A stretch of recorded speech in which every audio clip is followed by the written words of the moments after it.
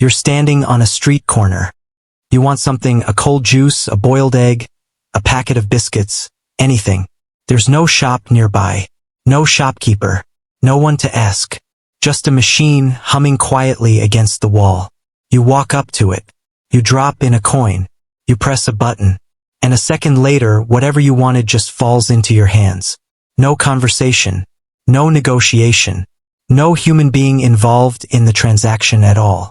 And for a moment, you don't even think about it, you just grab your drink and walk off. But then it hits you. You stop, glance back at the machine, and a question creeps in. How does this actually work? No one's standing inside it. No one's watching you. So how does it know exactly what you pressed, take your money, and hand over the right thing every single time? You find yourself wanting to know, really wanting to know, how a box figured out how to do a human's job alone on a street corner with nobody checking on it. Now go back exactly 143 years, and the scene barely changes. A wooden box on a London railway platform. Drop a coin. Pull a knob. Out comes a postcard. Same idea. Same trust placed in a machine instead of a person. Between that wooden box and the one humming on your street corner today is one of the strangest, most overlooked stories in the history of money, trust, and laziness. It involves a Greek mathematician, a Victorian patent office, a chewing gum company in Brooklyn, and a multi-billion-dollar fight over exact change with the United States Treasury. This is the real story, the people, the patents, the years, and the businesses that turned drop a coin, get a thing into a multi-billion-dollar global industry. Let's go back 2,000 years. Alexandria, Egypt, 1st century AD. Picture an Egyptian temple somewhere around 50 AD. People come to pray, and before they pray, they wash with holy water from a public basin. The problem is human nature. People are taking more than their share. Some are filling entire jugs and walking out with it. The temple priests have a real, practical problem, and they bring it to one of the smartest engineers alive, a Greek mathematician named Hero of Alexandria.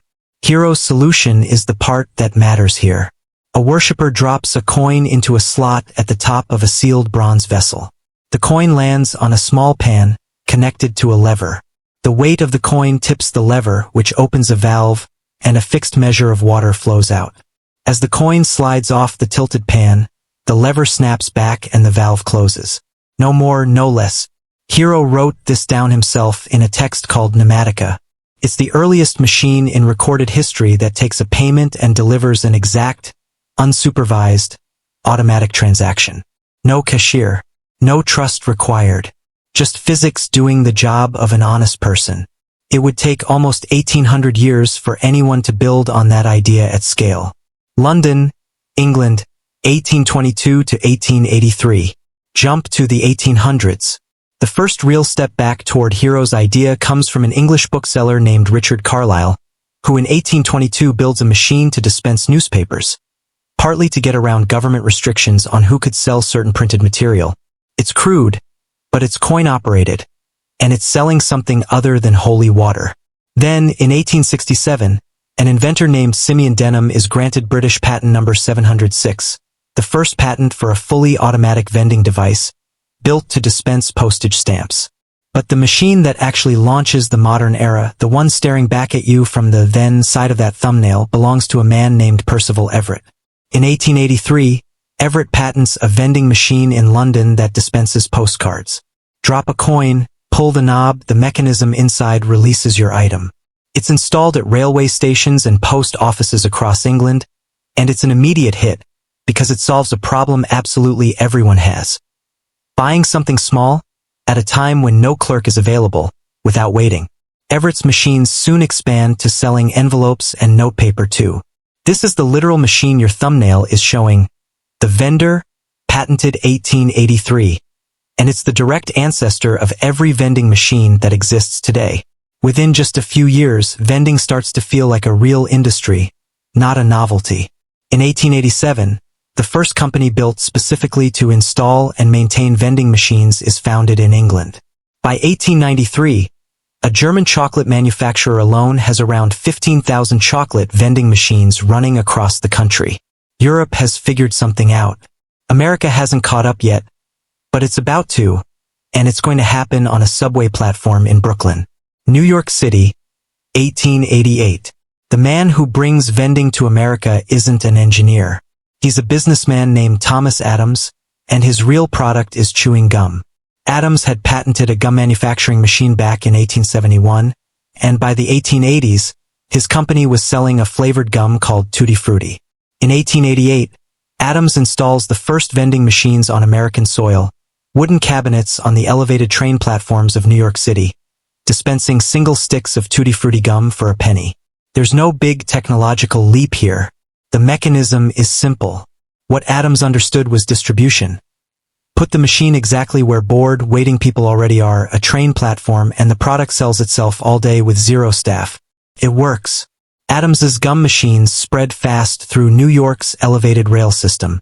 Within a decade, the idea has jumped from postcards and stamps to candy, and inventors in both the US and Europe start racing to put nearly anything behind a coin slot: cigarettes, matches, soap, even fortunes. By the turn of the century, vending isn't a curiosity anymore. It's a business model. And in 1902, two men in Philadelphia are about to take it somewhere far more ambitious. An entire restaurant with no waiters.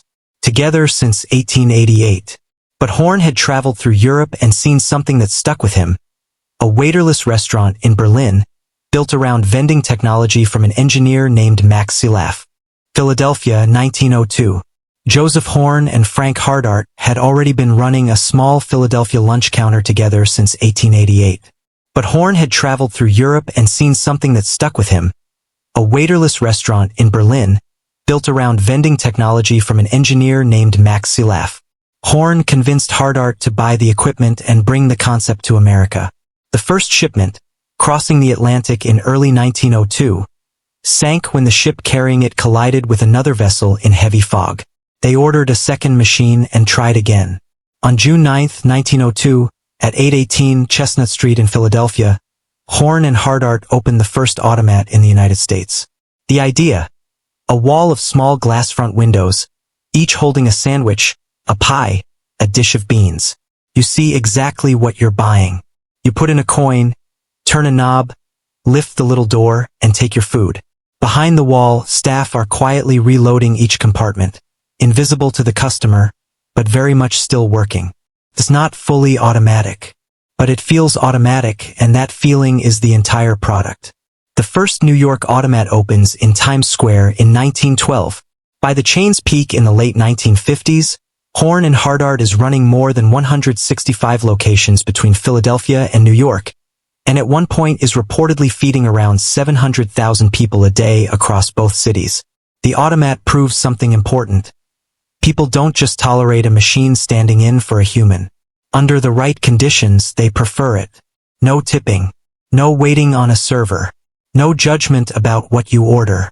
That same psychological appeal is exactly what powers every vending machine that comes after it. The last Horn and Hardart automat closes its doors in New York on April 8, 1991. Not because the idea failed, but because cheaper, faster competitors had already taken the concept further. The drive-thru, the fast food counter, and eventually the snack machine in every office break room in America. United States, 1920s to 1980s. Through the early to mid-20th century, vending becomes background infrastructure. Cigarette machines show up in bars and bus stations. Candy and gum machines spread through factories and schools. Bottled soda companies start installing refrigerated vending machines outside gas stations and drugstores, and the format settles into something recognizable. A tall metal box, a coin slot, a window, and rows of identical products waiting behind glass or a spiral coil. This era is mostly mechanical evolution, not invention, better refrigeration, sturdier coin mechanisms, anti-theft designs after decades of people learning every possible trick to cheat a coin slot. The big leap doesn't come from a single new gadget. It comes from something almost invisible, the machines learning to count. By the 1980s and 90s, electronic coin validators and the first credit card readers start appearing on machines, and vending quietly becomes a cash business with electronics bolted on. That sets up the actual transformation, the one currently happening in front of you in real time in places like Tokyo. Worldwide 2020s. Here's where the thumbnails now side comes in. The vending machine glowing on a rainy street corner with a touchscreen and a card reader isn't really a vending machine in the 1880s sense anymore. It's a small retail computer that happens to dispense snacks. The scale alone is hard to picture. As of 2026, there are more than 19 million vending machines installed worldwide. The United States alone has somewhere around 4.6 million of them. Japan has over 5 million, roughly one machine for every 25 people in the entire country. And Japan's vending culture has gone places no one in 1883 could have imagined. Hot ramen, fresh eggs, neckties, umbrellas, and during natural disasters, some machines are configured to dispense drinks for free. The global vending and smart vending market is now valued at well over $10 billion, with some estimates of the broader intelligent vending category running into the tens of billions, and it's still growing at double-digit rates year over year, driven almost entirely by three changes: cashless payment, internet connectivity, and AI. Roughly 55 to 70% of new vending machines installed today accept cashless payment in some form: tap card, mobile wallet, QR code. AI-powered cameras can now track inventory automatically, flag when a slot is running low, and in some deployments even recognize a returning customer to suggest a product. Operators are using this data to cut machine downtime and stockout rates by 25 to 30% compared to the old drive out and check it manually model. The machine isn't just selling anymore.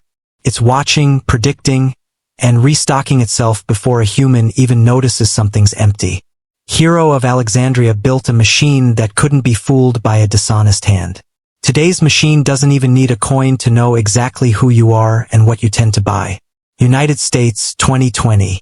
One more thing worth knowing, because it's the strangest footnote in this whole story. In 2020, the United States genuinely ran low on usable coins. Not because coins stopped existing, the Treasury reported there was actually slightly more coin value in circulation than the year before, but because the pandemic stalled the normal cycle of coins moving from pocket to register to bank and back out again. Coins were piling up in homes instead of circulating. The Federal Reserve started rationing coin shipments to banks. Vending operators, along with laundromats and car washes, were some of the hardest hit, because their entire business model still depended on exact change. Some vending operators resorted to informally trading rolls of quarters with each other just to keep machines running. It's a small, almost comic detail, a 2,000-year-old technology built entirely around the physical coin, briefly broken by a literal shortage of physical coins. It's also exactly why so many machines have spent the years since racing to remove the coin slot entirely. From a Greek engineer solving a temple's water problem, to a Victorian postcard machine on a London platform, to a Brooklyn gum company, to a sunken shipment in the Atlantic, to a glowing touchscreen on a Tokyo street corner that knows what you want before you do. Vending machines have always been chasing the exact same idea. Remove the person. Keep the trust. Let the machine do the rest.